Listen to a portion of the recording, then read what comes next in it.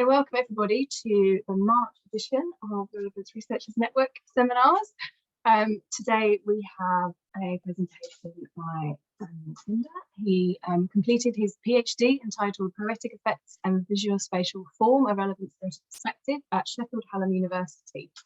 Daniel has experience teaching linguistics to undergraduate students at Sheffield Hallam University and presented part of his research on the poetic effects of short line length at Parlour at the University of Liverpool. His main research interests lie with a cognitive pragmatic approach to the analysis of literary text, and he is particularly interested in the application of relevance theory in this context. So without further ado, over to you.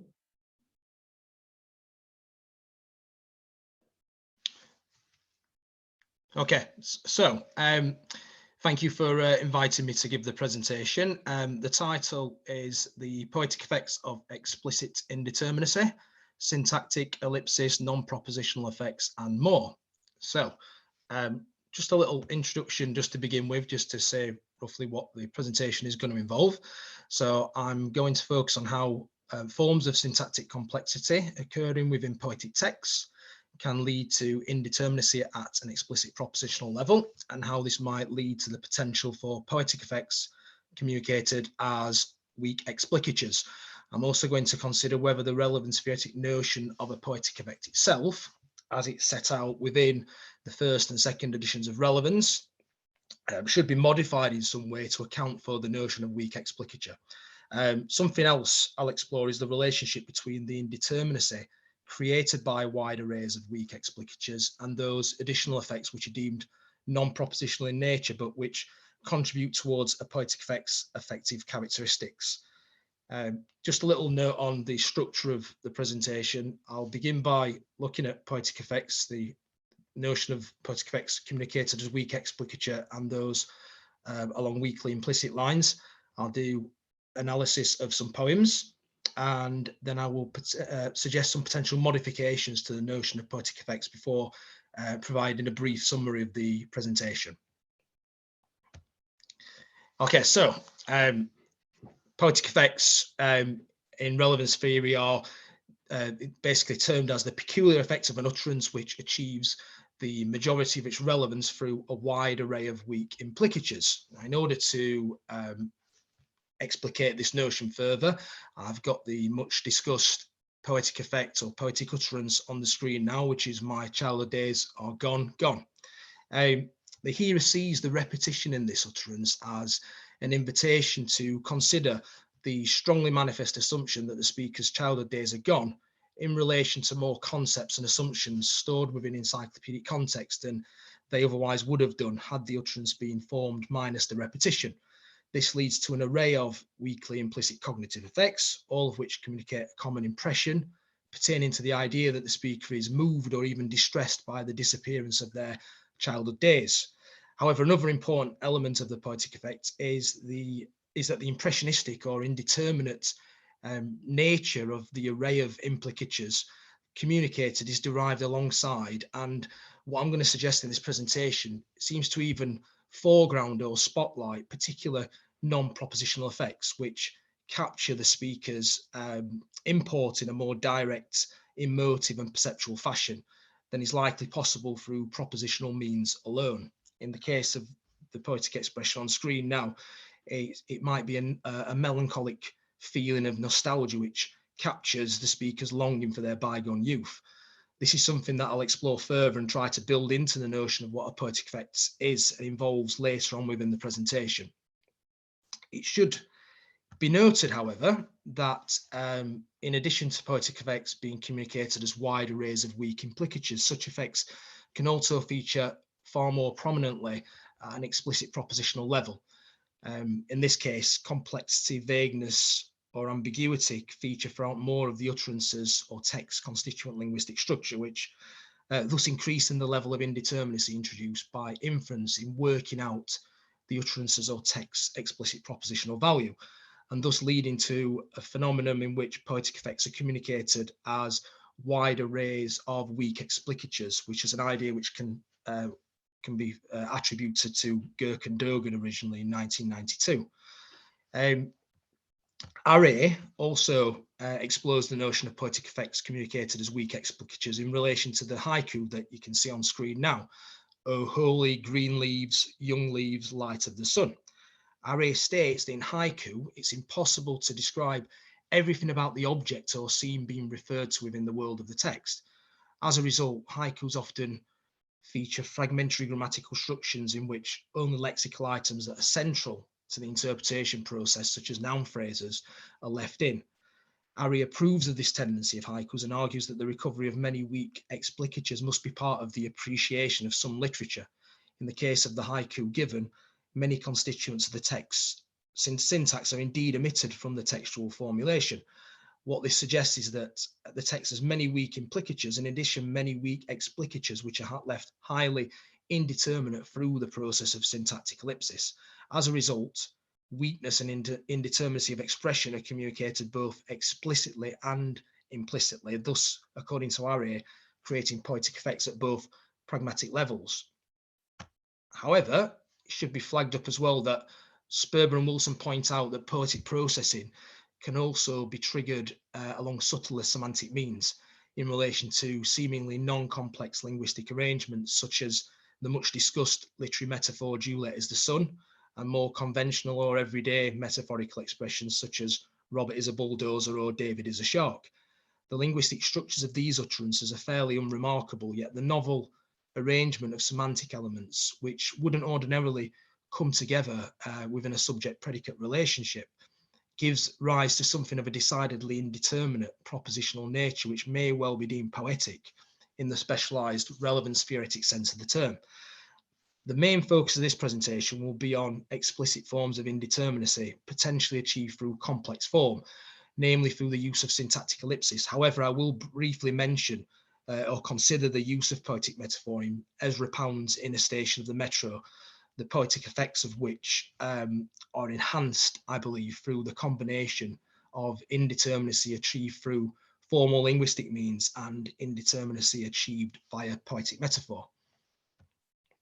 So I just want to do some analysis of some actual poems now. The first poem is quite a long one. It's by a poet called Tom Rayworth, and it's called That More Simple Natural Time Tone Distortion. I'll just begin by reading the poem whilst displaying it on the screen so that you can get a preliminary understanding of why it is a particularly interesting case in terms of its formal linguistic design. So that more simple natural time tone distortion. Slow, low thump, long flame, dry flash, blur, just move, tree browns to south, our house, white, no trace of action, in memory and fear. But this is clear, this area, this never-ending song, to last gasp, cold colours, enough flashes, to leech him out as she sparkles, that I will bear two faces, an allegiance, Mr. Chief Justice. Bubbles in the silent night, no control over extremities, bark companion, words twist off what has no name, salt dragon cartoon cactus, close up to empty face or back of head. He could be going anyway, the presence of nothing, slow, remember food, this one is still grey, sound stripes layer swift, so seal of approval leaves no impression, see possession, no whimper, warm red, looks at me, real just went by, late again, slash lights diagonal direction of icy moon, howl, scratch, soft knuckles at the door, above the tempo, flesh, tune a shriek, right, we slide out into filtered footstep, mimic, ape, read, new solids, not pressed, prayer aware, my brothers we.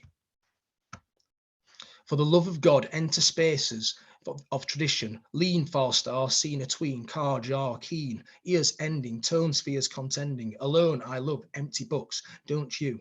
So my awakened spirit weeps, I can imagine, not imagining, that starts you, stay here, fall in love, meet Mr. Metaphor, shoot it from cold words, used out, give space, tremor, tremor, stillness of my present moves within me, chill sheets, chime, stained eyes shatter, shadows out, without, falls into memory, Edmund Dante caught by a thought, nature inclines towards risk, no further than you can go. Tempo moon, my tube, moon, slow behind, silence, peace, or play the game. I love your music, muse, no will. Silence, slide those fibres of my love for vanity disfigures me. Why cold if I reflection? Flames to memory, games, memory of games, then silence wakes me with a break in waves. Okay, so that's the poem. Now, the one feature of the text syntactic design, which I think is particularly interesting, is the disproportionate number of nouns and noun phrases compared with other word types. There are multiple sections within this poem where we see long sequences of disparately related noun phrases, in some cases entering into a subject-predicate relationship with a single verb element, and in others entering into no subject-predicate relation whatsoever. Now, excluding the title, this poem consists of 283 words. The table that you can see on screen now shows the figures for the different word types contained within the poem. Looking at these figures, if you look at the highlighted sections, it's clear that nouns and noun phrases outweigh all the other types of lexical items within the poem.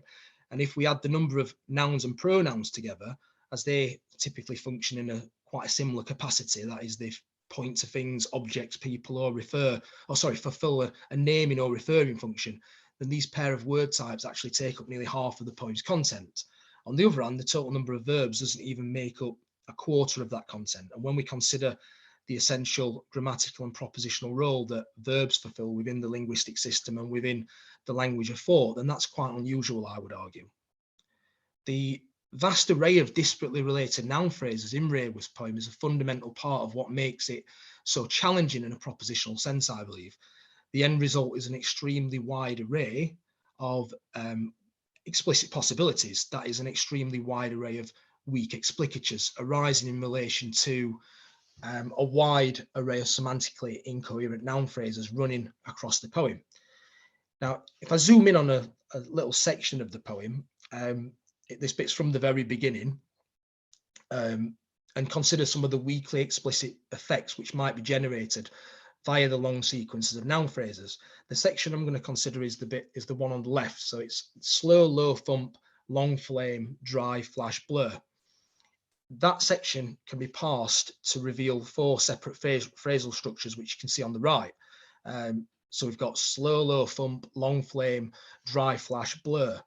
There is a further level of ambiguity, however, because the word blur could be functioning as a verb element and thus a predicator to all the 3 noun phrases which precede it.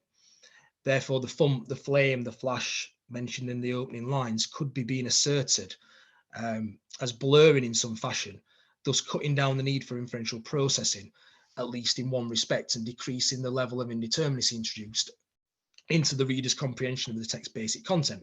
However, an argument for processing blur as another noun is that perhaps the reader might get used to the layering of noun phrases which precede it and therefore expects that what follows dry flash is yet another noun phrase. So if I go with that second line of thinking, then what we're presented with is a series of disparately related conceptual elements which don't enter into any sort of overriding propositional structure, but instead give rise to a series of propositional fragments upon which an extremely wide array of further items from context could be brought to bear, leading to a vast array of supra-weak explicatures. What is it that this slow, long thump is doing? Is it doing something in relation to the other noun elements within the series? And of course, these uncertainties or indeterminacies pertain to all the other noun phrases within the series as well. If they're not all blurring, then what are they doing? And are they doing it, whatever it is they are doing, together or separately? I believe that the arrays are so wide-ranging and weak that the effect is almost one of, for want of a better term, inexplicitness. What Raworth might be trying to achieve is something that Guijaro refers to, where the new information coming into the cognitive system from the text is both represented and processed within a kind of vacuum, that is, with as little interference from old information already stored within our minds as possible. The end result is a diverse multitude of conceptual elements which don't seem to cohere in order to make an overarching propositional sense in relation to this section of the text. There are just lots of little propositional fragments which make tiny snippets of meaning and a kaleidoscopic array of half-conceived images and ideas which might well combine to achieve a level of relevance which Calaiti refers to as perceptual and de Saussure as experiential. So that's the first poem. The next poem that I'm going to have a look at is a very famous one by Ezra Pound called In a Station of the Metro. It'll take me a while to read this one as well, but here we go. So, in a station of the metro, the apparition of these faces in the crowd, petals on a wet black bough. Now, the immediately striking thing about this poem is that grammatically, it's made up solely of three phrasal structures. That's if we count the title, none of which is a verb phrase, thus causing the poem to take on a decidedly fragmented character, not just in a grammatical, but also in a propositional sense.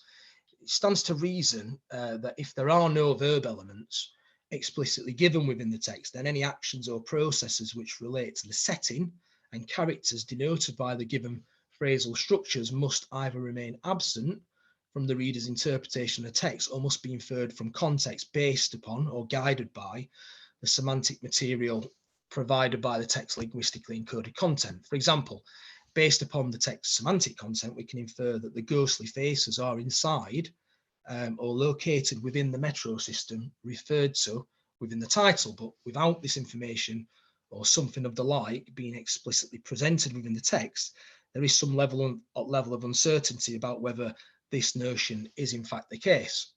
A similar thing pertains to the idea that the faces are somehow connected to or resemble petals on a wet black bough. Again, this connection is inferred because it's not explicitly stated in the text, which then makes the exact nature of the association between them somewhat indeterminate. How are the faces in the crowd like the petals? Are they the same shape and colour? Do they move in the same way, or are the faces collected together in the crowd in much the same way that the petals are collected together or arranged on a tree? Do the faces appear featureless and undistinguished when perceived at a glance and when forming a mass collection of faces in the crowd?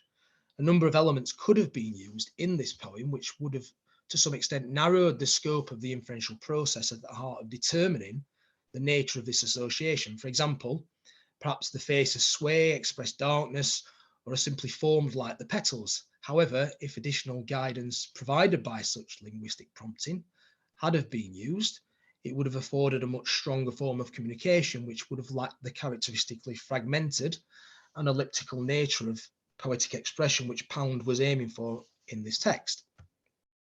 Okay, so I just want to look at a few instances of syntactic ellipsis within the poem and consider some of the array of weak explicatures which may arise as part of the indeterminacy created. So in the table presented on screen now, I've tried to suggest some parts that may well be elided from the text explicit structure that could have been provided linguistically, and which therefore would have made for a more specific and determinate form of propositional expression. For example, looking at the first row of the table, the title is made up of a prepositional phrase which suggests a potential setting for the poem. Elided elements within the title's explicit structure are represented by the variables R and T1, as shown in the middle section of the first row, which are meant to represent the fact that there are vague and indeterminate elements of the text propositional structure which have been left unspecified and which it's the job of inferential processing to attempt to retrieve from context. The same pertains to the noun phrase in the first line of the poem, which introduces characters within the world of the text, and the one in the final line, which metaphorically compares the ghostly faces in the crowd to petals on the dull and sodden branch of a tree. In respect of the poem's first line, the variable S, shown in the middle section of the second row, is meant to represent potential elided material pertaining to the purpose or reason for the people being in the station. And in respect to the final line, the variables X and T2, shown in the middle section of the bottom row, represent elided material relating to when and where the petals on the bough are located in terms of place and time. In relation to all the elided material suggested, I've tried to demonstrate via use of the third column that Pound's use of syntactic ellipsis gives rise to a potentially wide array of explicit possibilities, the combined cognitive effect of which may well turn out to be poetic for many readers. Furthermore, you'll notice that I've identified certain elements of the text as giving rise to ad hoc concepts. For example, apparition, wet and black potentially. The reason why I've done this is that although the relevant aesthetic view of the relationship between encoded meaning and communicated meaning sees the vast majority of communicated concepts as to some extent ad hoc in nature, In the case of certain expressions, both mundane and creative or novel cases alike, the nature of the modulation process, broadening and or narrowing that is, which achieves the ad hoc concept, involves a more substantial and in many cases more imaginative and novel alteration of the encoded sense of a concept. This is what I think may likely happen for apparition and to a lesser extent for black and wet. The encoded concepts potentially provide linguistic evidence for the derivation of a wide array of more specific in the case of wet, more general in respect of black, and more creative and imaginative for apparition, explicit possibilities derived in relation to those sections of the text propositional structure which I've flagged up as ad hoc conceptual in nature. Especially in the case of apparition, the modulation process which derives the ad hoc concept the ad hoc conceptual elements for these particular sections of the text might be one which is of a particularly creative or novel nature, potentially achieving poetic effects in the form of weak explicatures.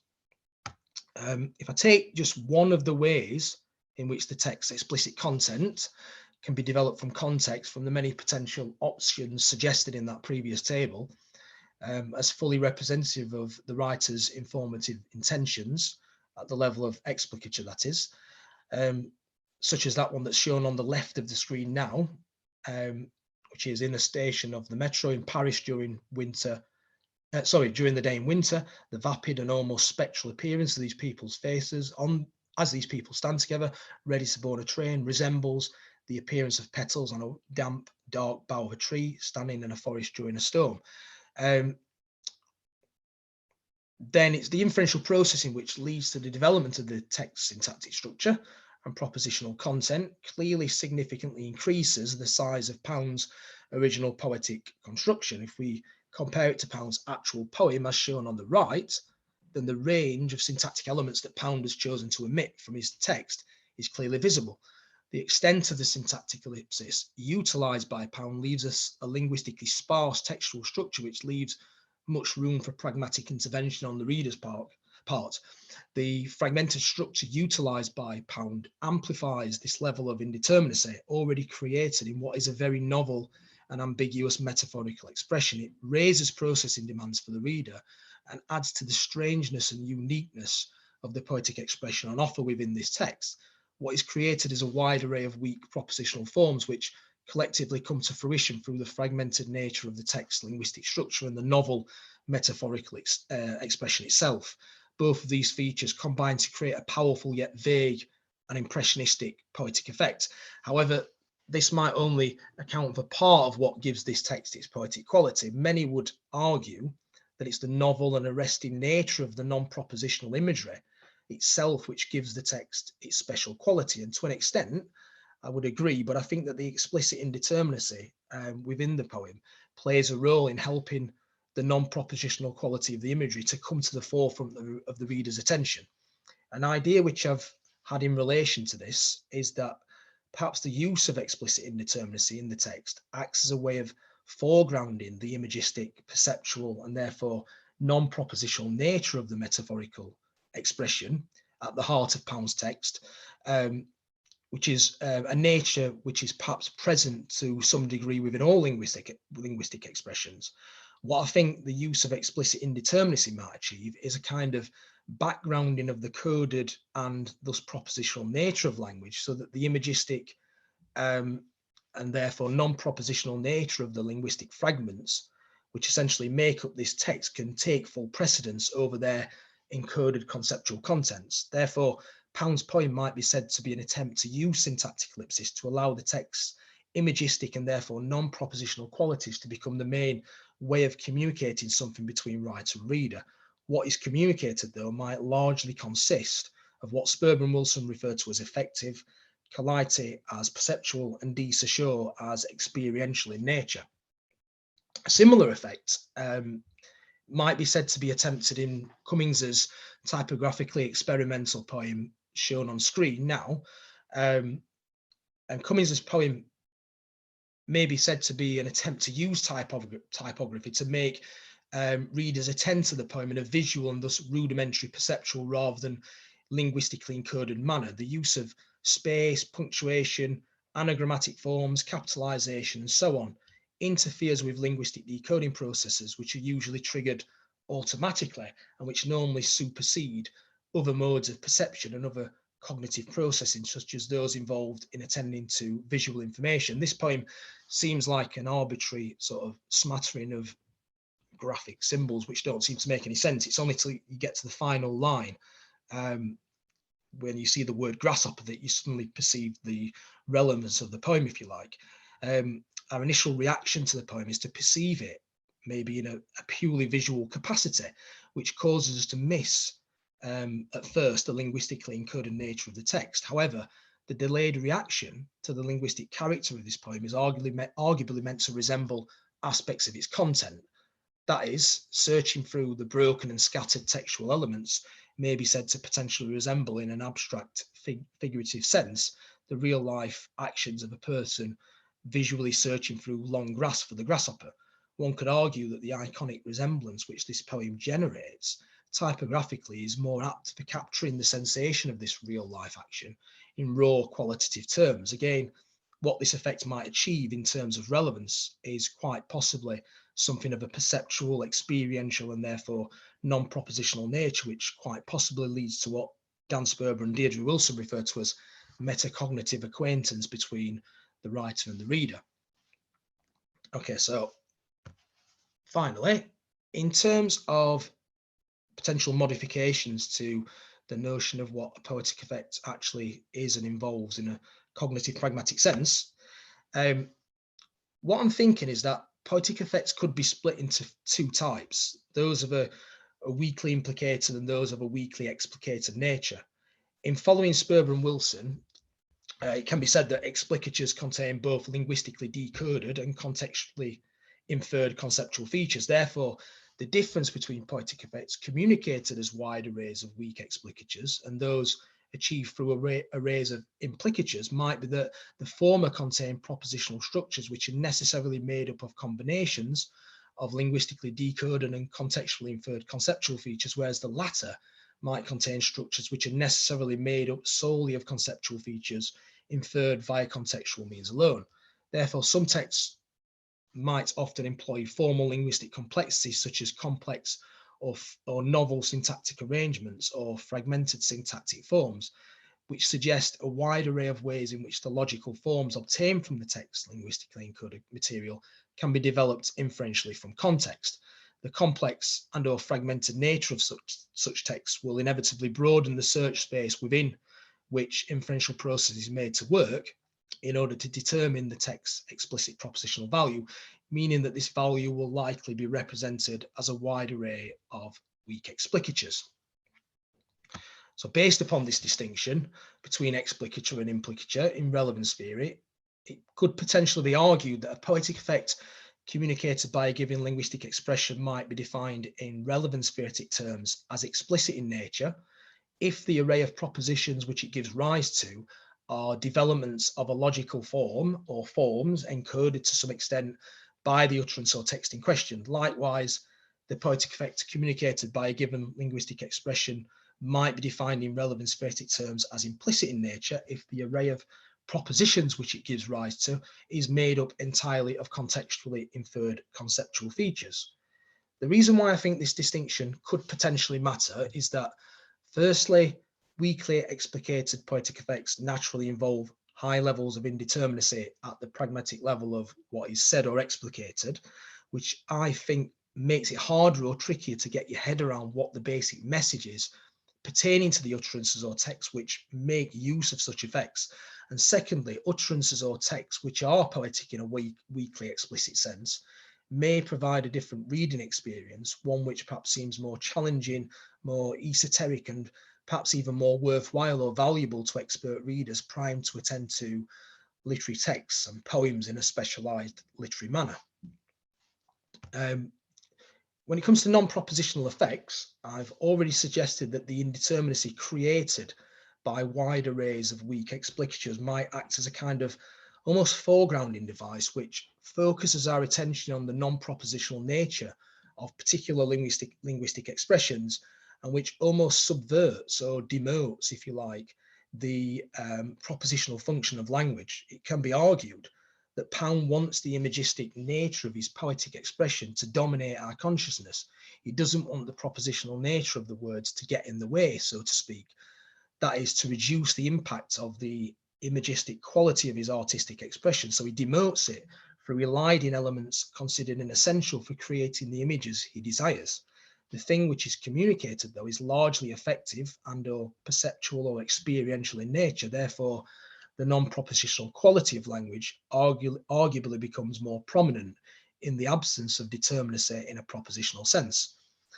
It can be argued that this idea links to Bernard's notion of the expressive principle of relevance, Colaites' notion of a perceptual as opposed to cognitive form of relevance, and also de Chauchot's work on experiential relevance, all of which, in addition to my own ideas on the way that literature is processed and made sense of, within a cognitive and communicative capacity, are kind of aiming at describing or accounting for things which traditionally stretch beyond the scope of pragmatics from within the framework of relevance theory.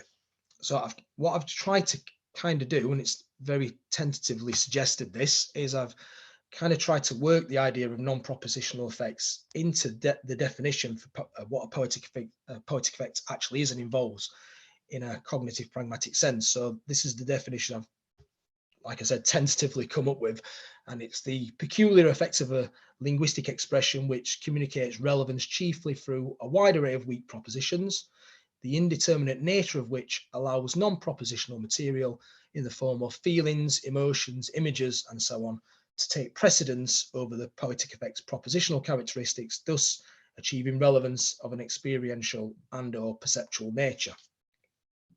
Okay, just a brief summary of what I've sort of argued in the presentation or suggested. So the main thing which I've suggested is that complex form can often achieve poetic effects via wide arrays of weak explicatures, which is by no means a new idea, but which personally I don't think has received the amount of attention that it could have really done within relevance theory. And what I'm potentially suggesting is that this leads to a different reading experience, which might well give certain poems their characteristically challenging, problematic, tough, and even often closed off feel. Furthermore, I've proposed potential modifications to the notion of what poetic effects actually are and involve in both a cognitive and communicative capacity.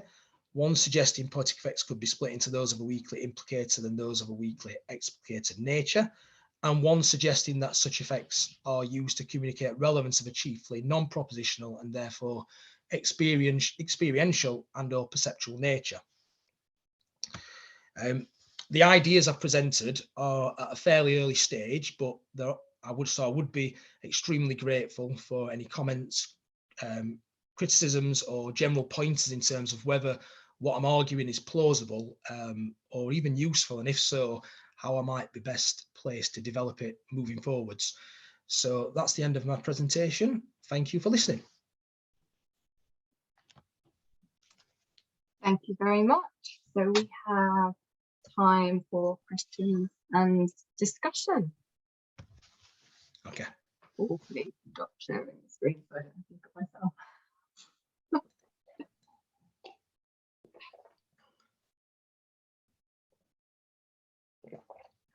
Can you stop sharing your screen? Oh, sorry. Otherwise, I see a million versions of myself, which is not what I, not what I want to see. Okay, do we have any questions or thoughts or feedback on discussion? Yeah. Oh, yeah, it was very interesting. Thanks, Daniel. Excuse me. So just to make sure that I understood correctly, because it was very rich and I was trying to get my head around, just to make sure I understood well. So the examples you showed us, the way the words were arranged at the beginning, I saw, where was it? Maybe if you could, oh, actually, I was trying to, yeah, so the flush and blur, that example. Yes. Yeah. So from these lines, you put these into 4 structures, right? But what I was thinking was, and I think one of the lines, maybe you could, if you could show us the slide again. Yep. Yeah. Let me find it.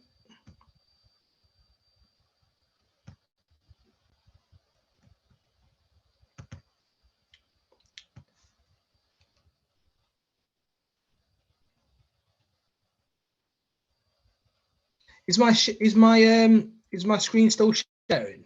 Or do I Not need to... anymore. No. Oh, right. Sorry.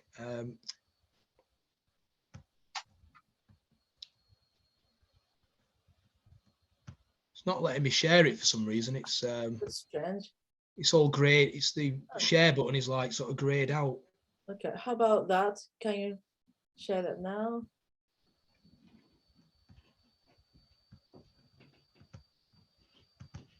No, it's not letting me do it for some reason. I don't Never know mind. why. Yeah, so do you know which part I'm referring to? Yes, you mean where I sort of split it up into the different phrasal structures? Yeah. And what I noticed on that slide was that so bottom two original poem lines, you reorganized it so that the what the original poet did. Oh, hold on. Let me just put this back properly. Right. So what was the last line? There was flash and blur together in the original, was it?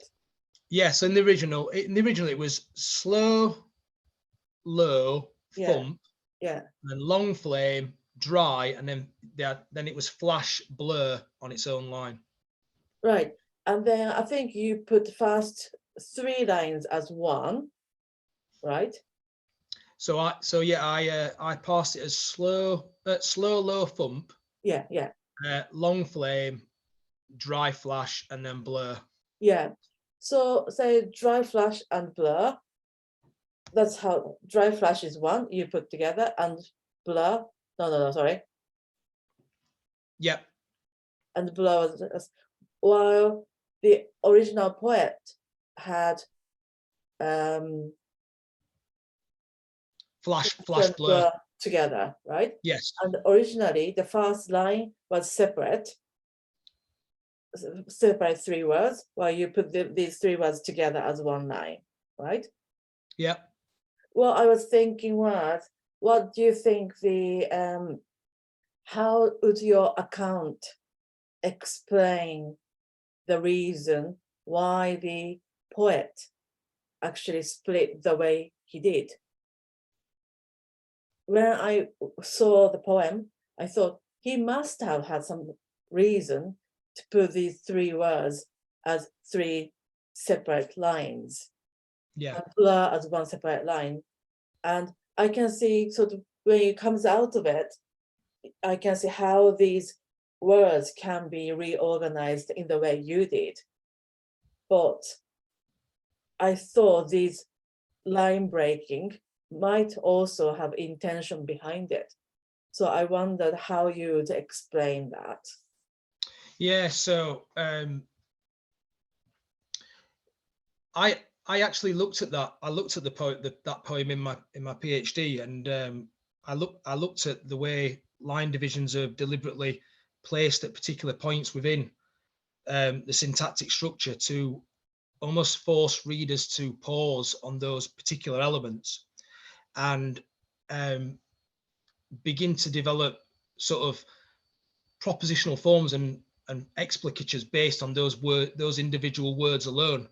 And it could be a way of creating wide arrays of weak explicatures that wouldn't ordinarily, or more sort of evoking more imaginative responses to individual bits within the poem that wouldn't have been evoked if they'd have been sort of arranged on the same line.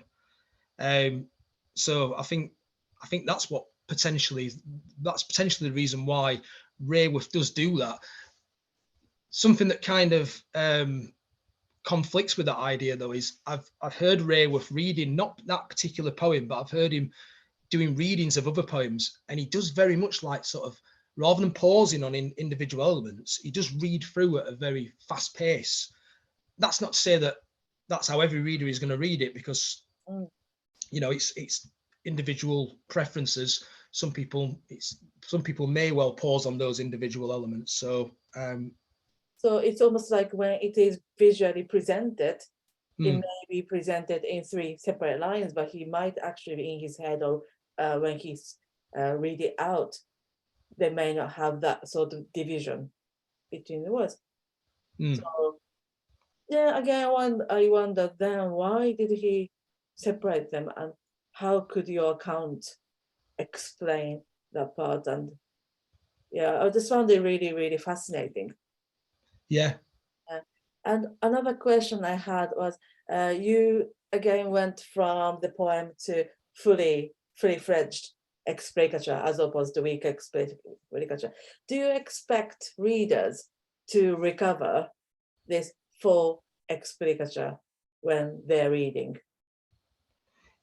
Sorry, it's just in relation to Raworth's text.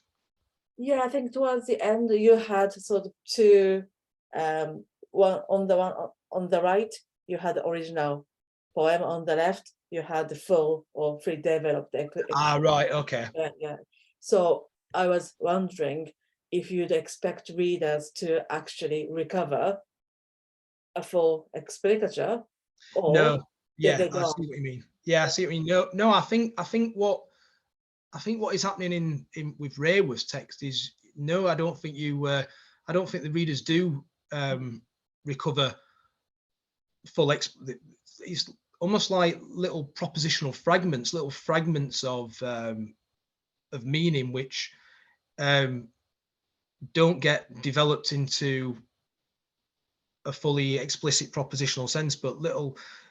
I remember reading an article by, I don't know if I'm pronouncing the name right, but it's fairly an old article by somebody called Guijaro, and he's wrote about how literature can disrupt the way that new information is able to link up with old information stored within encyclopedic context. I think he said that it prevents new information from interacting with stored schemes of hypothesis already within the mind. And I always interpreted that as stopping the new information coming in from the text, Right. Interacting with old contextual information. And I'm potentially suggesting with this poem that that's maybe what Raworth is trying to achieve, from the way that he's split the text up, from the way he's used very sort of what's the word, fragmented syntactic forms. It's, and there's so many of those like disparately related syntactic forms and semantic elements, if you like, within each of those syntactic fragments, that it is hard to sort of think of ways in which they do, or they can connect with old information stored within context. It's almost like I don't know, like you're processing it within like a kind of little vacuum. You're decoding the words and they're linking to concepts, but they're just these little flashes of meaning, if you like. I think one critic referred to it as the poem is a series of paratactically split screen moments of 1 to 2 word lines that bristle with pixelated narrative. And I think that sums it up quite well, what he manages to achieve. I'm just quite interested in seeing how the idea of weak explicature can sort of, and relevance theory can account for that, and then sort of bringing in this idea of experiential relevance, which is, and perceptual relevance, which seems to be a different way of, you know, getting relevance from a text, other than saying it's about like necessarily deriving a certain amount of cognitive effects for a certain degree of processing effort. Is there something richer and more experiential which can satisfy that need for relevance in a communicative sense, if you like? I suppose that when you talk about syntactic sort of fragmentation, can also, there's a definite link between syntactic fragmentation of this poem, but within this poem and some visual representation as well. And maybe from that visual representation, you can discuss the perceptual side, maybe. Yeah. I think that was a very interesting example of how language, words used is no longer just words, but in a linguistic sense, but it also plays a role of non-verbal clue to give rise to different type of effects, which I found really, really interesting. But yeah, thank you. So I'm just Thank you. asking things. But I guess my thought is you have to excuse me a little bit because I have COVID brain fog at the moment, but is whether we need this idea of weak explicature if we go back to relevance theory, because relevance theory is about the overall intended meaning, and that could be more or less determinate, right? The writer, the speaker could have more or less of a fixed idea of where they want to get to, and there's that idea from Deirdre Wilson about the contrast between interpretation and comprehension, and that so at one point it shifts to the reader's responsibility for what they what they understand, and that's particularly the case in poetic language. But if just a word, as you say, connects to those concepts and evokes images, perhaps when it's juxtaposed against other words, if that in itself gets you to enough relevant weak implicatures, then you don't need to necessarily derive a full explicature. If you get the effects, you wouldn't. In fact, you wouldn't process anymore, because that would be wasted effort if you've already got. If just the fact that you know it's a poem, I think the context in which you're reading it as well. If someone came up to you in the street and said slow, low, thump, whatever, you might react very differently to seeing it written down in a poetry book, or somebody reading it in that context where you have certain expectations about the sort of language that's going to be used and the sort of processing that might be expected. That idea that I think Anne Furlong and Billy Clark have talked about, of kind of poetry having to go away and think about it and process it after the effect in a way that you wouldn't when you're just having everyday conversation. I've gone a bit of a rambly route around a bit, so I'm not different points there. I don't know any, but my thought, and I think this is where the point I kind of came to in my PhD when I was looking at pronoun ellipsis and other types of ellipsis, was you only go to the effort of reconstructing anything if it's going to help you, if it's going to give you something that's worth the effort you put into reconstructing it. So if a few words get you there, then a few words is all you need. Yeah. So I guess I'm just not sure about this idea of weak explicatures and what that looks like. I think that's one. Yeah, I suppose it's yeah, I know what you mean. It's whether the reader would actually lay a lot. I think what you're saying is whether the reader would actually would need to if you like, consciously reconstruct those explicatures when if they've got something of an experiential nature, if you like, from that.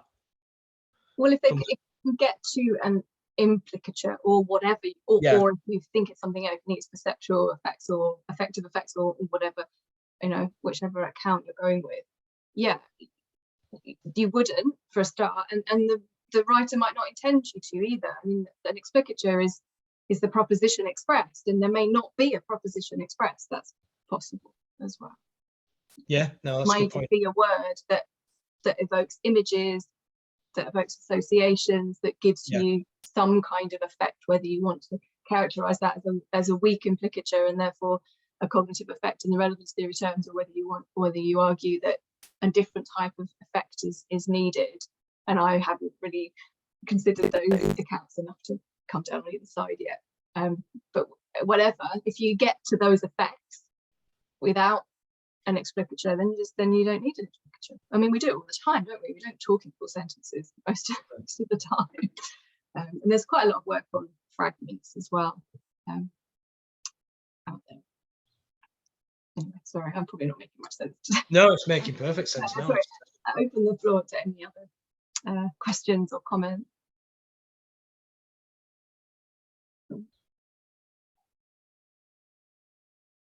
We're a small group today. I think a couple of people left after the presentation and getting later in the evening, but we always get a lot of views on. We got views of the recordings, so a lot of people engage with the material then when they can't make it to this time. So it's always worth continuing the discussion. Can I just ask another question? You mainly you talked about poems today, but I think what you're looking at could be applied to a wider context or different phenomena as well. Maybe it could even be like headlines or sort of very fragmented utterances on social media and so on. Do you have any plan to look at these sort of non-literally use of language as well? Not. I haven't thought about it in relation to the ideas that I've presented today. I've not sort of thought about taking it in that direction, if I'm honest. Okay, yeah. No, just thought, there might be some other application as well, but yeah. Do you mean that in terms of the idea of weak explicit, or more like the visual side of things, or like both really, yeah. Visual side of things, and sometimes I see sometimes on social media they place words in a funny place to really communicate something else, or they may just put some fragmented things in their comments, or so I think the idea of weak explicit might also work to explain these things as well. But it just came to my mind. Yeah.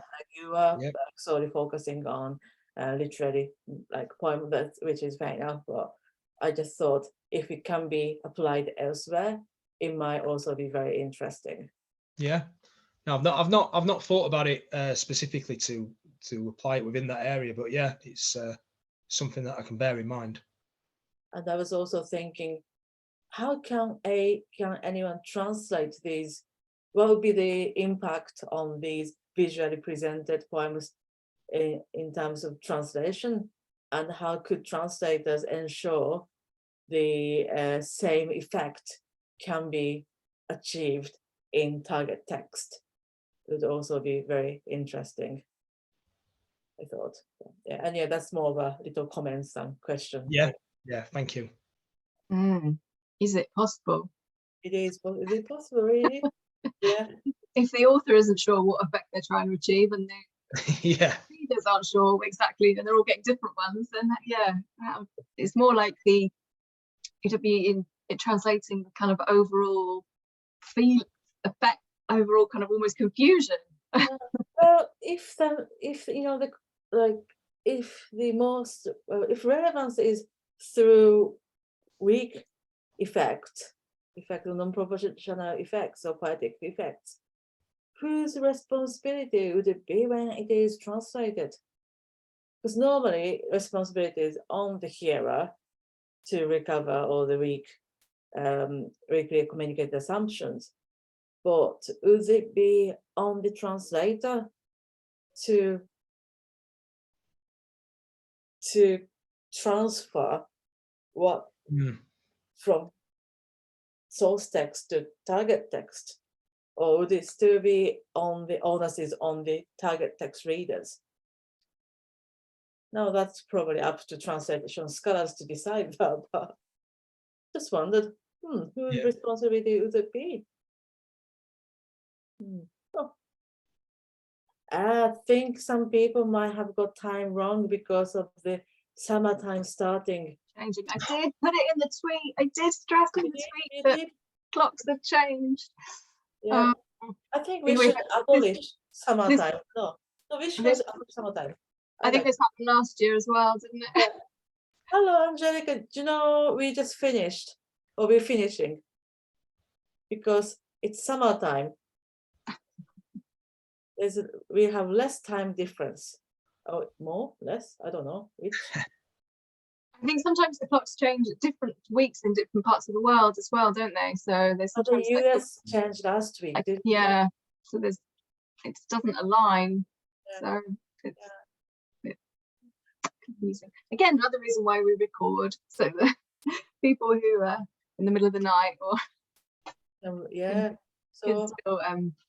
can still see the presentation and join in other ways via our blog or the YouTube comments, that kind of thing. So, Angelica, can you hear us? Okay. Maybe she can't hear me. Yes. It's good. So we're just saying, we are on summertime now. So we started an hour ago. So we are actually finishing. Well, here in Brazil it's 2:30 In the morning. in the afternoon. Oh, okay, you don't have to stay up. Yeah. So it is now 6:30, 6:30 in UK and Ireland. Okay. Sorry, we changed. We are on the opposite side. In a little while we we have winter, and in a little while you have summer. I did try to say.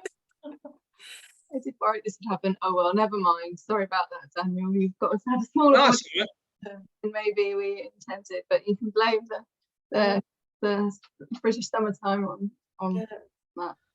So, No, I'm not blaming it British summertime. I love British summertime. They can do whatever they want. I think I prefer summertime than winter time. So yeah, standard time. So okay, so is there any other questions or comments? So those who just joined, sorry, we're just wrapping up because we started an hour ago because the clocks changed in our time. So really sorry. We have recorded the session though, so if you want to hear the presentation, it will be on our YouTube channel and on our blog probably tomorrow at the latest. So really sorry about that. But yeah, any comments, any last comments before we close? Daniel, anything else you wanted to say? No, just thank you for the comments, obviously, and yeah, it's all stuff that I can take away and think about in more detail in terms of how to move it along. And yeah, definitely. I think it's really interesting, and it's certainly speaks to a lot of those issues that are being discussed at the moment by the people you mentioned. Is that kind of idea of affective effects and perceptual effects, and do we need something other than cognitive effects to capture all of these different dimensions of communication? So it's definitely kind of, what's the word? kind of I can't speak. Yeah, it's definitely, all that stuff's definitely starting to change my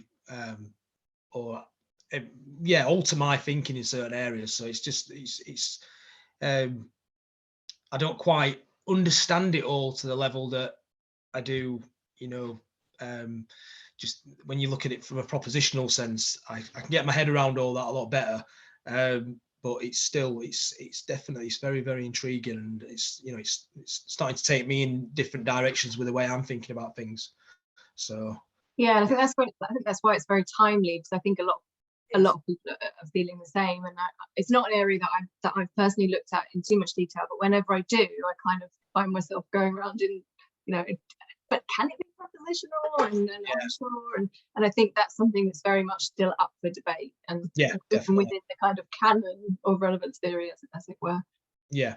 Maybe like works by Tim Wharton would be very relevant as well. Yes. Yeah. But yeah, I really enjoyed it, and thank you for presenting today. And you're welcome.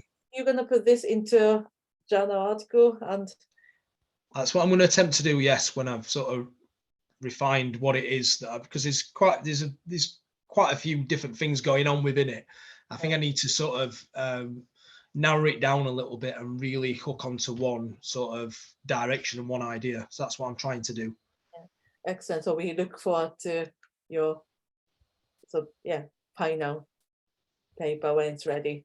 Okay, thank you. So thank you very much. I'm really sorry, Angelica and Stephanie. Hopefully we'll see you next I time. will go back to the recording, and then next month I Go will back to remember that. recording. It should We be took the 1:30. lapses. Yeah, sorry about Sorry about that. Thank you. Thank See you. you. If I have any questions, I write directly to you, Daniel. So Thank you. Thank you.